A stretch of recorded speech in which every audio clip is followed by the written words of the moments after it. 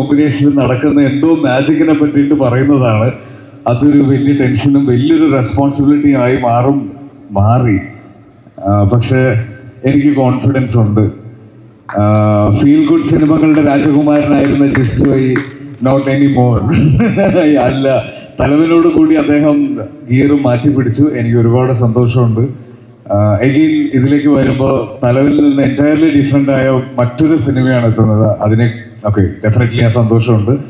അതിനേക്കാൾ ഉപരി ഇവിടെ കാണുന്ന എല്ലാ പേരുകളും എല്ലാവരുടെയും കൂടെ ഇതിനു മുന്നേ സിനിമകൾ ഞാൻ ചെയ്തിട്ടുണ്ട്.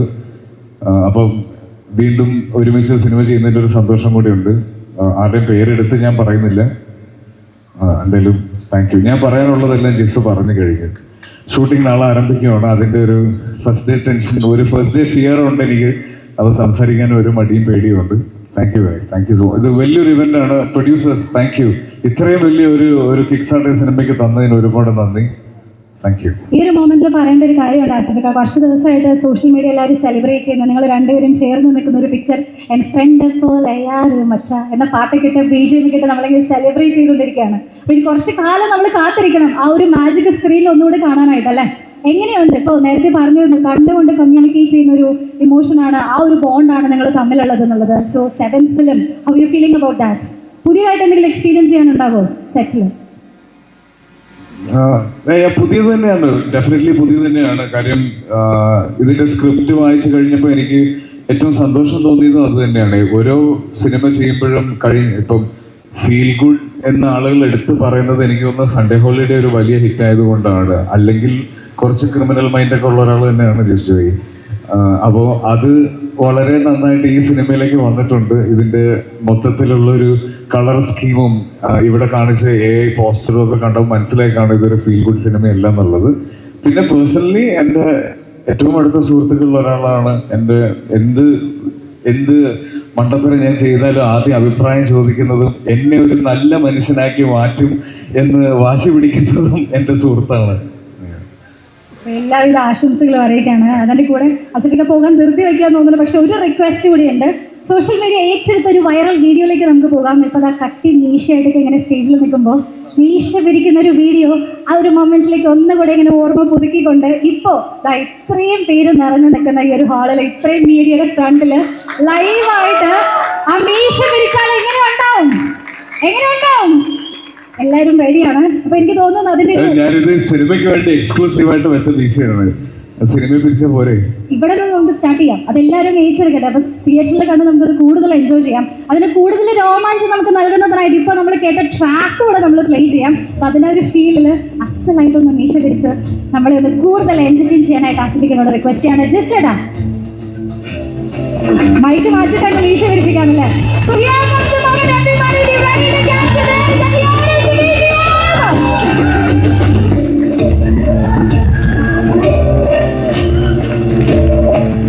എത്ര വട്ടം ചെയ്യിപ്പിക്കണം? Once more. ഒരു വട്ടം കൂടെ പോട്ടെ. ഒരു വട്ടം കൂടെ 10 വട്ടം കൂടെ ചെയ്യും.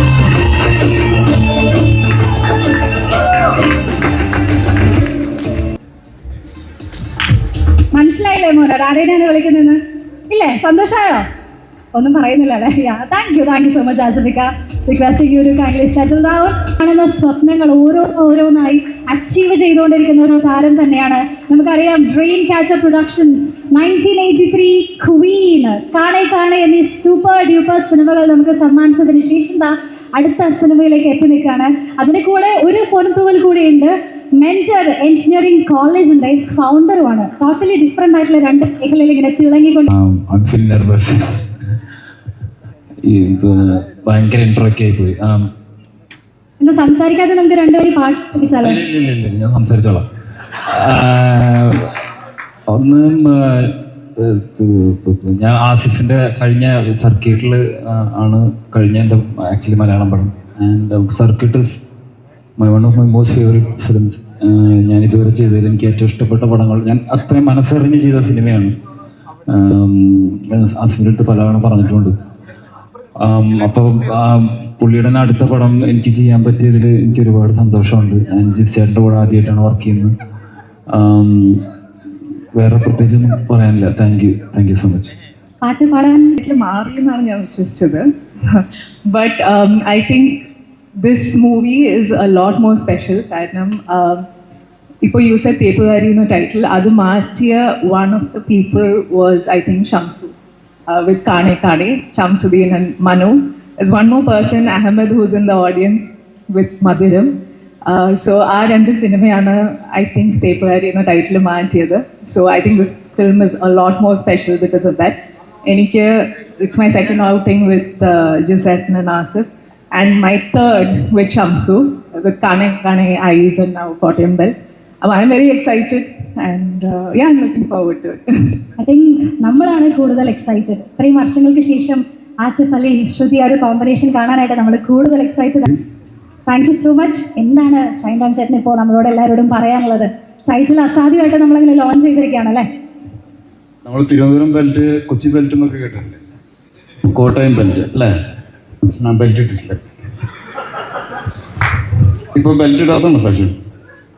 ഇവിടെ ബെൽറ്റ് ഉള്ളതുകൊണ്ടാണോ ബെൽറ്റ് ഇടാതെ വന്നത്? അല്ലല്ല, ഞാൻ ഇപ്പോഴാണ് ടൈറ്റില് അറിയുന്നത് അല്ലേ? ഇവിടെ ലോഞ്ച് ചെയ്തുള്ളൂ, മുന്നേ അറിയില്ലല്ലോ.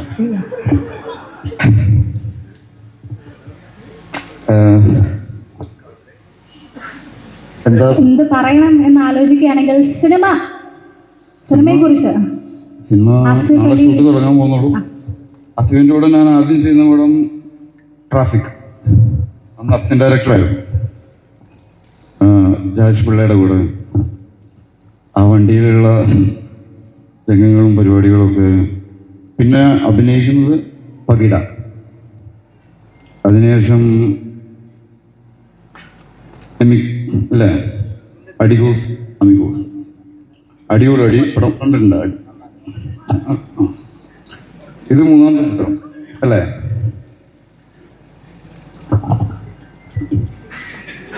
പകിട കണ്ടിരുന്നു? പകിട കണ്ടിട്ടുണ്ടോ?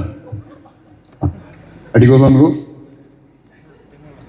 യൂഷ്വലി ഞാനാണ് തിരിച്ച് ക്വസ്റ്റ്യൻസ് ചോദിക്കേണ്ടത്. ഇതിപ്പോ തിരിച്ച് ക്വസ്റ്റ്യൻസ് എനിക്ക് കിട്ടിക്കൊണ്ടിരിക്കുകയാണ്. അങ്ങനെ നമ്മളോട് ചോദിക്കില്ലല്ലോ. അത് ഒഴിവാക്കാൻ വേണ്ടിയിട്ടാണല്ലേ? അതുകൊണ്ടല്ല, യൂഷ്വലി നമ്മൾ തർക്കത്തിനും അങ്ങനെ പറഞ്ഞിട്ടാണോ ശീലം. എന്നാ മേ ബി ഒരു ചാൻസ് ഞാൻ വേറെ ആർക്കെങ്കിലും തരട്ടെ? ജസ്റ്റ് ആയിട്ടുള്ള തരട്ടെ? ഇല്ല, ഒരു ചാലഞ്ച് ഏറ്റെടുക്കുന്നില്ല. ഡോക്ടർ റോണിക്ക് വേണമെങ്കിൽ എടുക്കാം. റോണിയാണ് നമ്മൾ സ്ഥിരമായി ചികിത്സിക്കുന്ന ഒരു ഡോക്ടർ ആയതുകൊണ്ട് പറയല്ല. ഉണ്ടയുടെ സെറ്റിൽ വെച്ചിട്ട് തിരിച്ച് നമുക്കൊരു ഗുളിക കൊടുത്ത വൈകി എടുത്ത് വായിലിട്ടു. ഇതൊന്നും ചോദിക്കാതെ പറയാതെ അല്ല, ഗുളികയല്ലേ ഇപ്പൊ വേണം. ആ സീൻ ഓർമ്മയില്ലേ? അല്ല, ഡോക്ടറാണെന്ന് വെച്ചിട്ട് കിട്ടണമൊക്കെ ഗുളിക കഴിച്ചിട്ട് കാര്യമുണ്ടോ? ഓർമ്മയുണ്ടോ ആ സീൻ? അത് നമുക്ക് ഡോക്ടറല്ലാട്ടോ, വക്കീലോ. വക്കീലിനോടും ഡോക്ടറോടും എന്താ പറയരുത്? സത്യം പറയാം. സത്യം പറഞ്ഞൂടോ? എന്റെ ഒരു റെസ്പോൺസിബിലിറ്റി കുറച്ചിരിക്കുകയാണ്. ഇനിയല്ല, സ്വയം ഏറ്റെടുത്തുള്ളത് ഞാൻ പറഞ്ഞുകൊണ്ട് ഷൈൻ ടോം ചേട്ടനോട് എന്താണെന്ന് ചോദിക്കാറില്ലേ? പേടിപ്പിക്കാനല്ലേ? എങ്ങനെയുണ്ട്? പേരെങ്ങനെയാ പറഞ്ഞു? ഡോക്ടറാണ്, രണ്ടുപേരും ഡോക്ടർമാരാണ്. ഡോക്ടേഴ്സ് അസോസിയേഷൻ ആയല്ലോ. ഡോക്ടറാണെന്നുള്ള കാര്യം അറിയായിരുന്നോ? അറിയില്ലായിരുന്നോ? ആദ്യമായിട്ടാണ് കാണുന്നത്. അത് അങ്ങോട്ട് നോക്കൂ. നിങ്ങൾ ആദ്യമായിട്ടാണ് കാണുന്നത്. ഞാൻ അവിടെ സ്റ്റേജിൽ താഴെ ഇരിക്കുമ്പോൾ കണ്ടിരുന്നു. ഡോക്ടർ എന്ന് പറഞ്ഞു കഴിഞ്ഞാൽ നിങ്ങളുടെ കുട്ടിയുടെ ഡാഡിയുടെ ഡോക്ടർ? മെഡിക്കൽ ഡോക്ടറാണ്. ഏതാണ് സ്പെഷ്യലൈസ് ചെയ്തിട്ടുള്ളത്?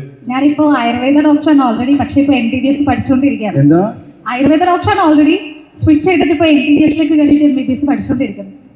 കംപ്ലീറ്റ് ചെയ്തിട്ടില്ല, അതിനിടയ്ക്ക് അലോപ്പതിയിലോട്ട് മാറി. അലോപ്പതി എന്ന് പറഞ്ഞാൽ നമ്മുടെ ഈ ഹോമിയോപ്പതി അതല്ല, ഇംഗ്ലീഷ് മരുന്ന് തന്നെ.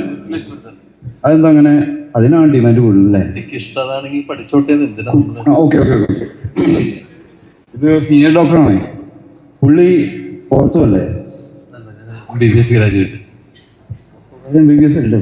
അല്ലടാ, ഓർത്തെന്ന് പറഞ്ഞൊരു പോസ്റ്റ് ഗ്രാജുവേഷൻ ഡിഗ്രി അല്ലേ? ശരിക്കും ഏതാ സ്പെഷ്യലൈസ് ചെയ്തിട്ടുള്ള രണ്ടുപേരും? ചെറുതായിട്ട് ടോപ്പിക്കിന്ന് വഴി മാറി പോകുന്നുണ്ടോ ഒരു സംശയം. അല്ല, നമ്മള് ഈ കഥ നമുക്ക് കോട്ടയം ബെൽറ്റിനെ കുറിച്ച് നമുക്ക് സംസാരിക്കാം. അതാണ് പറഞ്ഞത്. തിരുവനന്തപുരം ബെൽറ്റിന് ശേഷം കൊച്ചി ബെൽറ്റിന് ശേഷം കോട്ടയം. നമുക്ക് കഥ പറയാൻ പറ്റില്ല. അപ്പൊ പിന്നെന്താ പറയാ? ഈ പടം കമ്മിറ്റിനുണ്ടായ ഒരു കാരണം പറയും. കാരണം പടം ചെയ്യാനാണ് നമ്മൾ വന്നിട്ടുള്ളത്. പിന്നെ ഇതിന് മുന്നേ ഒരു സബ്ജക്റ്റായിട്ട് നമ്മൾ എവിടെയാണെന്ന് ഓർമ്മയുണ്ടാവും, പടയുടെ ലൊക്കേഷനിൽ വന്നിരുന്നു. അന്ന് നമുക്ക് ചെയ്യാൻ പറ്റിയില്ല. അതിന് മുന്നേ ഞങ്ങൾ അസിസ്റ്റന്റ് ഡയറക്ടർ ആവുന്ന സമയത്ത് നമ്മുടെ ഇവര് 3 പേരും കൂടി പരസ്യങ്ങൾ ഓടിച്ച് ചെയ്യണ സമയം ഉണ്ടായിരുന്നു. ദിനേശനും സിജുവേട്ടനും ജിസും കൂടിയുള്ള സമയത്ത് ഈ പരസ്യം ചെയ്യുന്നത് എങ്ങനെയാണ് ഇപ്പോഴും ചെയ്യുന്നുണ്ട് പരസ്യം. അത് കഴിഞ്ഞ് പടം ചെയ്യാൻ തുടങ്ങി. നീ അറിഞ്ഞില്ലേ മെന്റലിസ്റ്റ് ആദ്യോടൊപ്പം ഷോ ചെയ്യുന്ന ഇൻസോമിനിയ നീ അറിഞ്ഞില്ല? ആര് മെന്റലിസ്റ്റും കൂടിയാണ് അല്ലേ? മെന്റലിസ്റ്റിന്റെ പരിപാടിക്ക് നമ്മൾ പോകാറില്ല. കാരണം മെന്റലിസ്റ്റ് സീക്രറ്റ്സ് ആണല്ലോ പറയണത് അല്ലേ? നമ്മളെ പറ്റി ഒരു സീക്രറ്റും ഇല്ല കേട്ടോ, അറിയാം. അതുകൊണ്ടാണ്. അപ്പൊ അതൊരു വലിയ കാര്യമില്ല. നിങ്ങളെ പറ്റി കുറെ സീക്രറ്റ്സ് ഉണ്ടാവുമല്ലോ. ഞാൻ പറയണോ വേണ്ട അല്ലേ? ഞാൻ സിംഗിളാണ്, എനിക്ക് പറയാം. അതുകൊണ്ടാണ് പറയാം, സീക്രറ്റ്സ് ഒന്നുമില്ല. എന്തെങ്കിലും സെക്കൻഡ് പാർട്ട് വരുന്നുണ്ട് സ്കോഡിന്റെ, ഉണ്ടാവില്ലേ? കുറച്ചധികം നേരത്തെ ഗസ്റ്റ് ആയിരുന്നു. എന്തെങ്കിലും ഒന്നും പറയുന്നുണ്ടോ?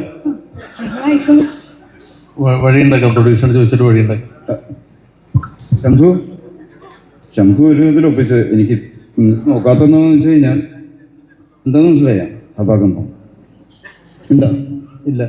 എന്നാൽ നമുക്ക് അരങ്ങൊഴിഞ്ഞാലോ? Thank you. അപ്പോൾ എല്ലാവരും പടം കാണണം അല്ലേ? ബോറടിപ്പിക്കാതെ. Thank you. Thank you so much. I think